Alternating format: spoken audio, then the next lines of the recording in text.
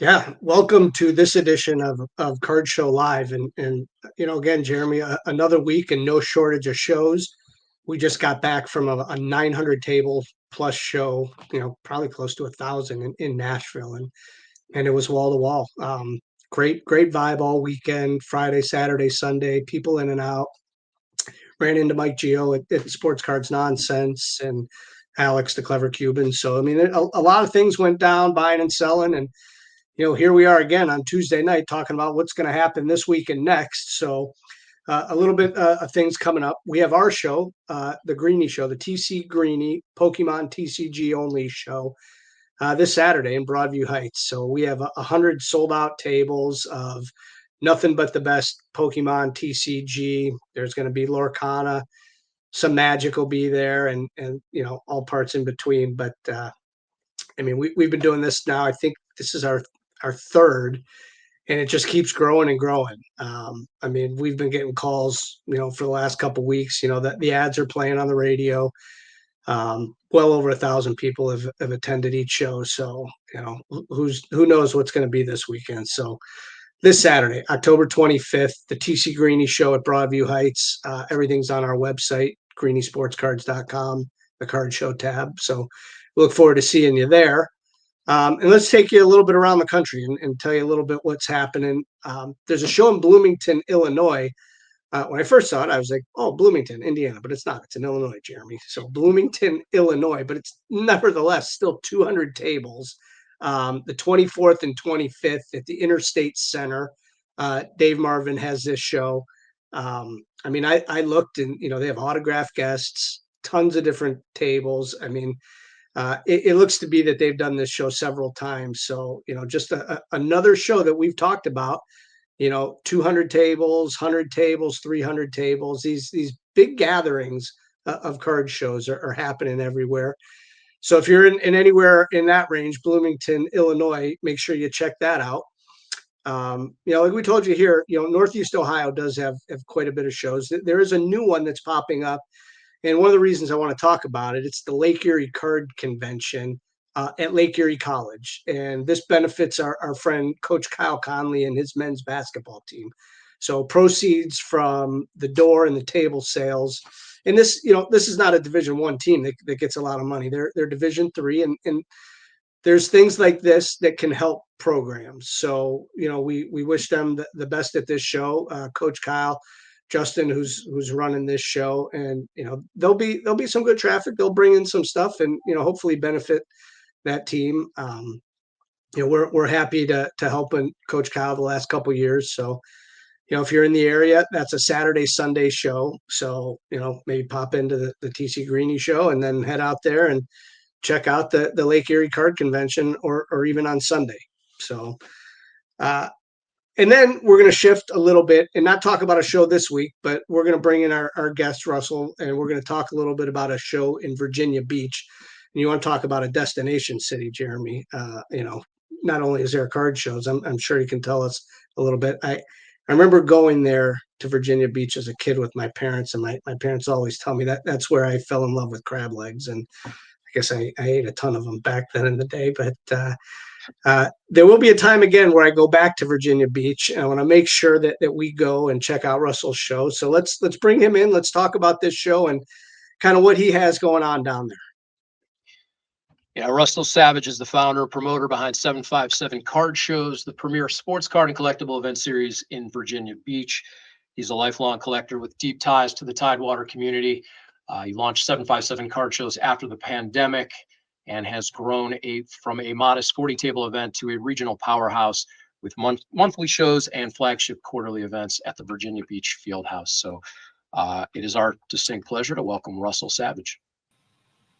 Hey, fellas, I sure appreciate you having me on today. Hey, man, we appreciate you taking some time and joining us and giving us a little bit of insight on, this show and then how you got to this show. So let's start there with, you have a show next week in Virginia Beach, and tell us a little bit about that. Yeah, so November 1st and 2nd, we host a show. It's a 300, if counting our autograph guests, it's right around 350 tables.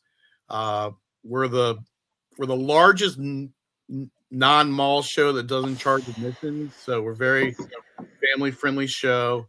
Uh, we've developed our show into more of a collectible show. So we really made a conscious decision to make sure half of it's sports cards and then half of it's non-sports cards. So that includes Pokemon, comic books, toys, that type of stuff. So, what, like Jeremy had said, it started from we took over a, monthly 40 table show, and this November show at the Field House will be our 4th year at the Virginia Beach Field House. So, it grew quick, but it grew organically. We're very close to the community. We host a trade night the night before our Virginia Beach Field House show, where a lot of people come together. They buy, sell, and trade amongst each other at the Field House. We feed the people. So I don't know if there's another show out there that's free admission, and then the night before is doing a trade night with free food. So we're very, very conscious about giving back to the community and being a part of the community too. Because it's sports card community, it's a Pokemon community, it's a comic book community. So That's right. I feel like we've done a good job of immersing ourselves into it, and it shows with the vendors that we've got, and then the amount of people that are walking through the door. Russell, we're fortunate to get the chance to talk to influencers and promoters from all across the country, and I'm always curious to ask, particularly in this case in the Virginia area. The hobby has exploded, particularly over the last 4 or 5 years since COVID. What is the vibe in Virginia itself? We're going to get to talk to Duke Dodson here out of Richmond, and you're in Virginia Beach. What are Virginia collectors looking for? What are they chasing? And what is the general vibe of that area? Well, this area in particular, I mean, as you can tell a little bit behind me, Norfolk, which is right next door to Virginia Beach, is the AAA team for the Orioles. And grew up in Maryland, so I'm a lifelong Orioles fan myself. So a lot of Orioles collectors down here, a lot of Washington Nationals collectors, Washington Commanders or Redskins, big time around here. And then also you still have a lot of Mets collectors around here, because up until the Orioles came in, I think it was 12, 13 years ago, Norfolk was the AAA team for the Mets for 30 plus years. So that's on the sports side of it. Now, this has really grown into a mass collectibles area, just because here we are in Norfolk, Virginia Beach, where you've got two of the largest naval installations in the world.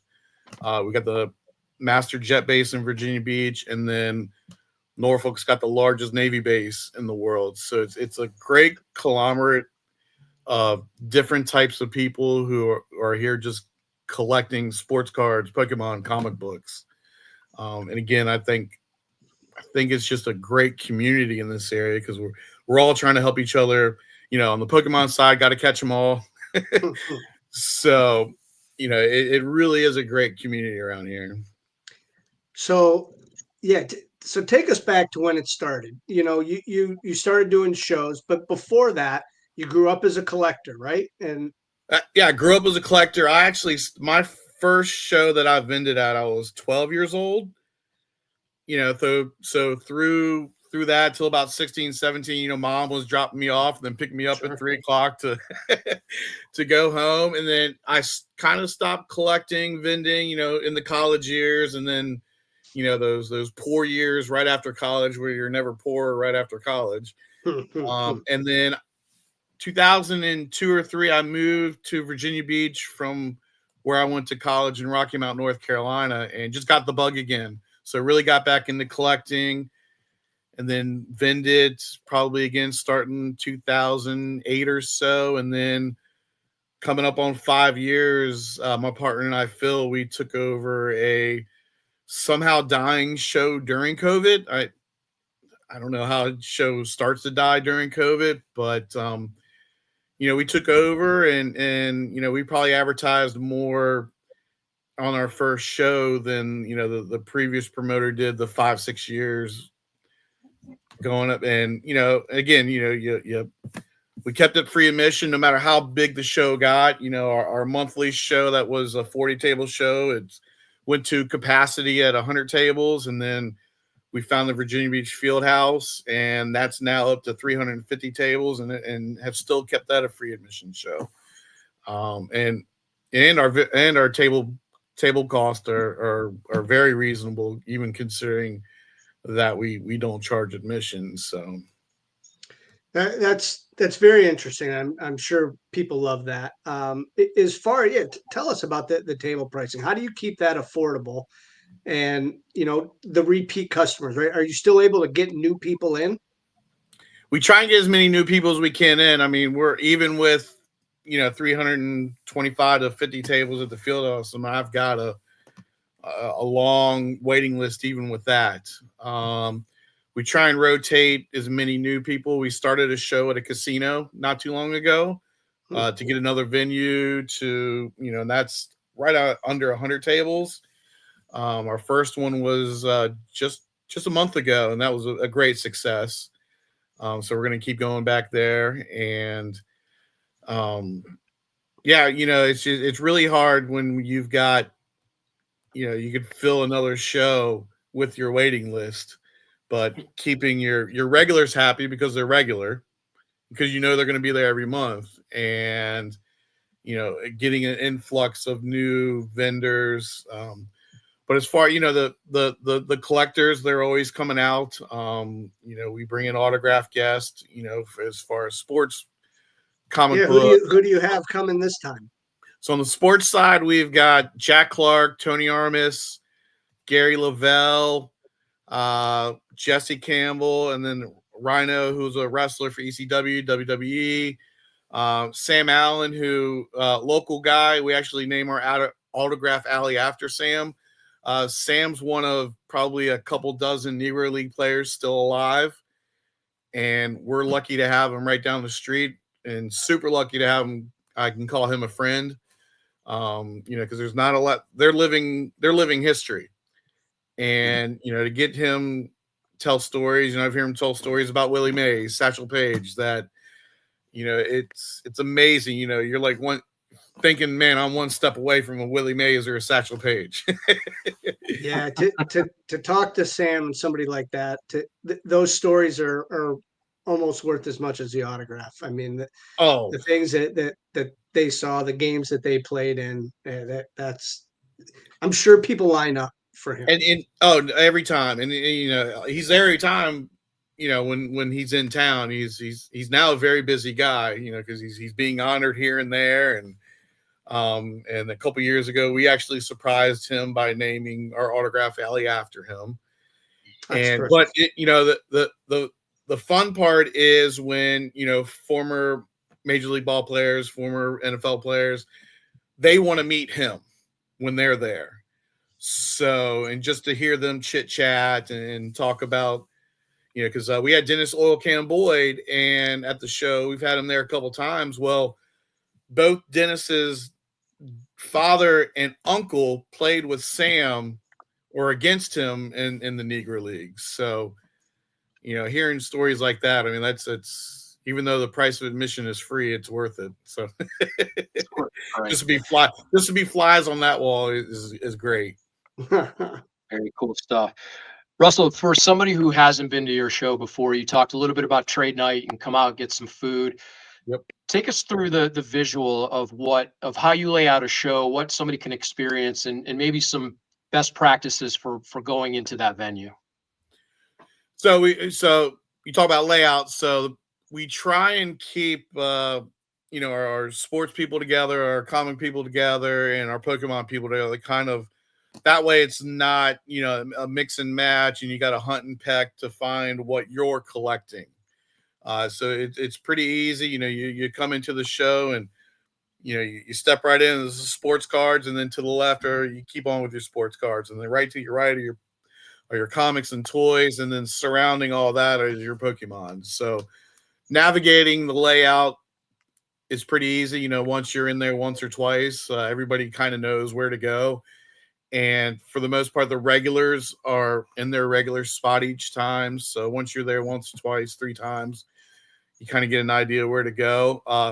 And funny enough, at trade night, it totally organically happened. Is the Pokemon people kind of picked their side, and the sports guys kind of picked their side, and we never designated that's where this is. It just started really organically, and it stayed true since. So It's like a high school dance. Everybody just it finds really their it was really, because the first trade night we had, we're like, well, do we kind of designate these as like a Pokemon area or a trade card area or a sporting card area? And we didn't, and then it just organically happened. And those same 3 or 4 tables for the Pokemon, and then same 3 or 4 for the sports cards, and then there's a little bit of mix in the middle. It stayed true since the first one, and again, that organically happened, which was great. We didn't have to force it on anybody, and everybody kind of knows if this is what I got, this is where I go. What is kind of your vision for the show? Like, where do you see this going? Well, vision wise, I don't know if I want it to get any bigger. If we go to a bigger venue, then I've got a full-time job, so, and my partner does too. So if it gets bigger, it's not going to be on our watch. Only thing we can do is to make sure it gets better. So with that is making sure it stays free, bringing in the type of guests that are affordable, be it on the sports card side, the Pokemon side. And we want to, we've got JSA there who comes in and authenticates autographs. CGC was there to take grading submissions for comics, Pokemon, sports cards. So, maybe adding a couple of things like that to make it better. I don't necessarily think bigger is better. I think the 350 or so that we're at the field house is super manageable for us. I think it's not intimidating for the families coming in, because it gets a little overwhelming sometimes. I didn't know if when we went, because we actually moved. We're still at the field house, but we went from being on an indoor soccer turf to taking over all the basketball courts. So that went from about 230 tables to the 350 plus. And I think, it gets bigger than that, then it's no longer a community event, And we get a lot of we get a lot of vendors calling from out of town to want to come in, but to me, it's still a local show. I don't mind people driving in from Delaware, Maryland to come to the show, right? But it's still a local show to us, and I want to get by when people look, whether you have that listed on Beckett Online or the Show Locator or some of the others, the buyers are out there and they're looking and they're seeing 350 table shows, 250, and they're going to come. So and I get that, keeping it local community, and you have a lot of the vendors there, but I'm sure they do love seeing a lot of the buyers that do come from out of town. Oh, they do. I mean, we've got the repackers that are coming in. We got those big buyers coming in, on the East Coast. I think for a little while, we were probably the best kept secret out there. I think it's no longer a secret as far as with the big buyers coming in. So, yeah, so that's a picture of us when we're on the indoor soccer field, which is weird. Everybody loves it because you're at your feet is right. Turf.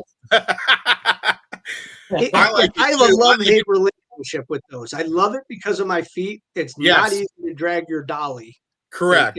And your cards in and out. But at the end of the day, your back and feet feel better. Yeah. You are. Yeah. I've done a couple shows on turf, and again, love standing on it. Hate setting up and tearing it down. Yeah.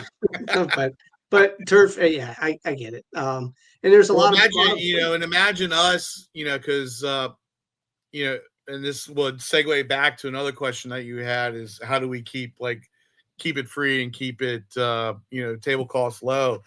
It's me and my partner Phil and some of our vendor buddies that we're the ones slugging all the tables, slugging all the chairs. We're doing all the setup. We don't, we not that we can't afford to do it, but then it gets into a different, then we got to charge admission. Then we got to, charge more. But, a lot of the vendors, they're more than happy to help us. Because, again, we've made it a community. And even after the 2-day show where everybody's like, oh, God, I'm so tired. They said that they're going to help us. They're there to help us. And then we even get more volunteers for people to help us because, they see us, sweating, doing this stuff. And they're like, we're really doing something for that, that collecting community.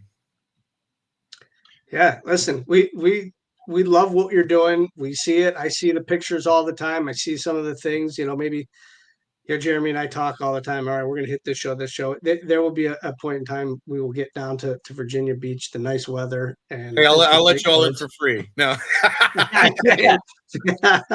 Well, we appreciate as I say with some of the autograph guests that we bring in, hey, there's worse places to be than Virginia Beach, in That's May right. or August. So it Yeah. goes for you all too. So Yeah. Russell, you said something really interesting about community because what we found is, there's the massive shows, the National Sports Collectors Convention, your Fanatics Fest, and I was these are just going to giant tell you animals. last weekend. But the successful local regional shows are really community efforts, and so the days of a promoter putting an ad in a newspaper and people show up and buy and sell cards, that doesn't exist anymore. And the most successful shows have buy-in and support from all the vendors and stakeholders, and it's their responsibility as well to help tell people where you are and tell them where you're going to be this weekend. And we're going to be at this show and come see us in this section or this aisle. And so as promoters, we can do everything possible to try and promote it through the platforms available. But the really strong shows have that vendor support, that get it that they have to take some ownership too. And when everybody builds that community, you get something special.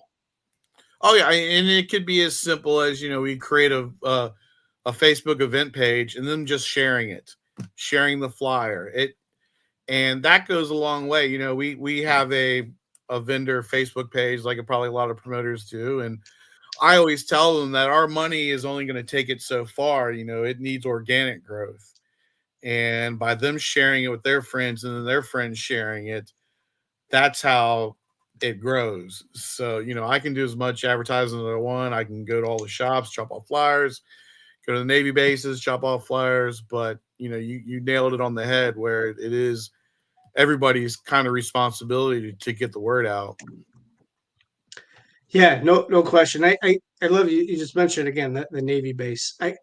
I think that's got to be so cool that a lot of those guys that do collect cards in any of the armed forces, and they come from all walks of life, all places Oh, of the yes. country, and they're buying cards of guys from Montana where they're from or from Wyoming. I mean that's got to be just as good as the large buyers come in because these guys are Oh yeah, collectors. because it expands, where let's say, you got a whole bunch of Milwaukee Brewers and nothing is Milwaukee Brewers, but in Norfolk or Virginia Beach, if there weren't a Navy base, there wouldn't be a lot of people looking for that stuff. But, there's probably a half dozen guys that, are from Milwaukee who are in the Navy and, no Pat Tillman card ever goes unsold at one of our shows. So I can only imagine. Yeah, and that's got to be really cool. Before we let you go, though, just tell everybody what the website is. Where on Facebook or social media everybody can find this show. Yeah, so we make it simple. So everything, so our website, our social media, YouTube, it's 757 Card Shows. So just www.757 Card Shows, and then at 757 Card Shows, Instagram, Facebook, Twitter, YouTube. So those are the easiest ways to find us. Very cool. Russell, listen, we appreciate your time. We Oh wish no, I the- appreciate you all inviting me. No, very, very cool. Great success at the show. Let's catch up after and get some Yes. recaps of how things are going. Yes, let's do it. Cool. Thanks, Very fellas. good. Thanks, Russell. Yep. Thank you very much.